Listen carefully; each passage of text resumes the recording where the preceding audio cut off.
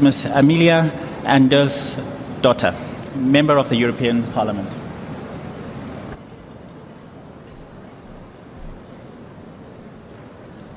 Thank you, Chairman. Ladies and gentlemen, participants of the Internet Governance Forum 2012. My name is Amelia Andersdotter. I am a member of the European Parliament on behalf of the Swedish Pirate Party since December 2011. I'm mindful of the fact that I am one of only 2 women speaking in this opening session. Also, I'm probably the youngest person speaking. I am only 25 years old. The Pirate Party wants to change the legislative framework for communication, interaction, innovation, and culture. We formed around the idea that communication technologies and culture present fantastic ways of building broad global communities.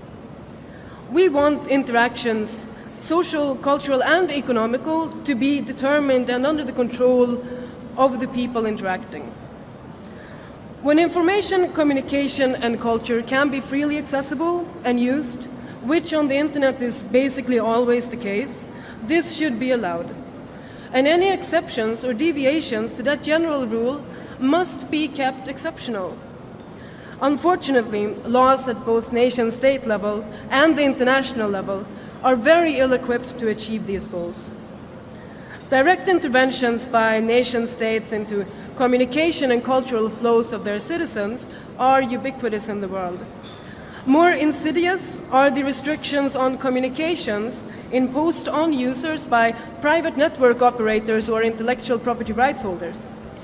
We hear words like freedom of speech and human rights must be respected online, but actually so far, very few top political figures in the world have acknowledged or are willing to acknowledge that this will require regulatory intervention on some private sectors, and also letting go of some of the regulatory hinders that we're currently putting in place to block communications between people. It is clear to me, both at the personal and at the political level, that we need to fundamentally reconsider our approach to communication. We need communication to be open and accessible. This is how we make friendships, it's how we make societies, it's how we form worlds. The control over communities and the ability to shape them must be with the communities themselves. Infrastructure must be regulated to enable that ability and such autonomy. The raw material for cultural identities, the culture itself, must be made more accessible than is currently the case.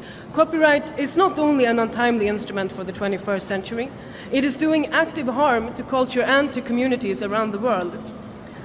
During one of my travels this summer, I met a young man who told me with a straight face that he liked open torrent trackers because he wants to be able to seed the unpopular files. I want to see the unpopular files, I want to see the unpopular torrents, and I want to live in a world where a social network, a community, on its own initiative preserves the cultural wealth through the spontaneous contribution of all its members. And all of the changes that are needed in our laws to ensure that these communities can exist must be undertaken, and now. And to all of you here, and to all of the governments and to public officials and lobbyists that haven't been able to bring themselves to support these actually very extensive reforms that are necessary for these places and creative communities to exist, I'd like to paraphrase George Michael from, I think, 1992. Fuck you, this is my culture, and if copyright or telecommunications operators are standing in the way, I think they should go. Thank you.